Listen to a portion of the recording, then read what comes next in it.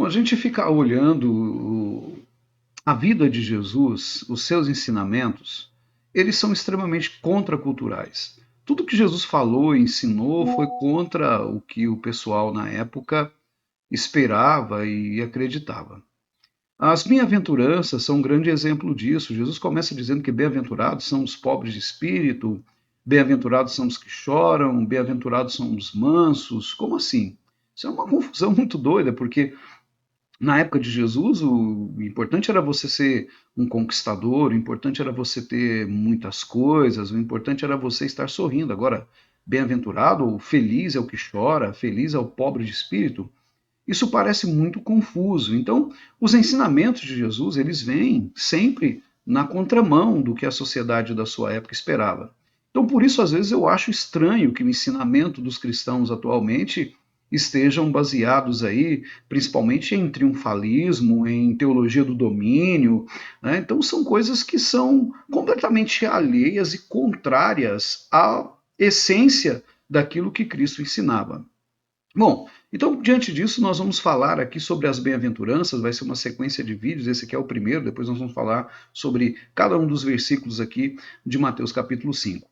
Agora a gente vai falar aqui, indo do versículo 1 até o versículo 3, falar um pouquinho sobre os pobres de espírito. Vou projetar na tela com vocês aí.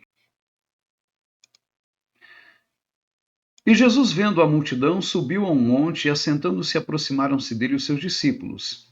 E, abrindo a sua boca, os ensinava, dizendo: Bem-aventurados os pobres de espírito, porque deles é o reino dos céus. Bom, lendo essa passagem, a pergunta ela pode vir aqui: a quem Jesus estava se referindo aqui como pobre de espírito? Pessoas que não tinham autoestima, pessoas que não tinham inteligência, pessoas desprovidas de interesse com o trabalho, com o estudo, com uma vida de progresso e sucesso? Não, obviamente não. Jesus estava se referindo aqui àquelas pessoas que reconhecem que não tem nada diante de Deus. Jesus estava se referindo àquelas pessoas que entendem muito bem que não existe nada que eu possa fazer para chamar a atenção de Deus. Jesus está se referindo aqui àquelas pessoas que se sentem pobres diante do Senhor, no sentido de serem miseráveis, pecadoras e de entenderem que são seres caídos, carentes da graça e da misericórdia de Deus. Ele disse que desses tais é o reino dos céus, ou o reino de Deus. Mateus adota a terminologia reino dos céus pelo fato de estar escrevendo aos judeus, e os judeus não mencionam, né, o nome de Deus em vão. Então, para resolver esse problema, Mateus fala reino dos céus. Tem gente que fala que são dois, né? Um é o reino de Deus, outro é o reino do céu, mas não tem nada a ver, é só uma questão de uso, né? De não se usar o nome de Deus em vão, porque Mateus escrevia com um enfoque para os judeus. Então, o pobre de espírito é isso. É aquela pessoa que ele chegou ao entendimento de que não tem nada de bom em si, por mais honesto que eu seja, por mais que eu me isole numa vida monástica, por mais que eu viva uma vida de total disciplina, né, do corpo, regras rígidas, de suposta santificação, nada disso vai ser suficiente para chamar a atenção de Deus. Pelo contrário, essa santificação ela vem a partir do momento que nós conhecemos a graça do Senhor. Ela vem como uma consequência do encontro pessoal com Cristo, né? E não tentando me santificar para chamar a atenção de Deus para que Ele olhe para mim.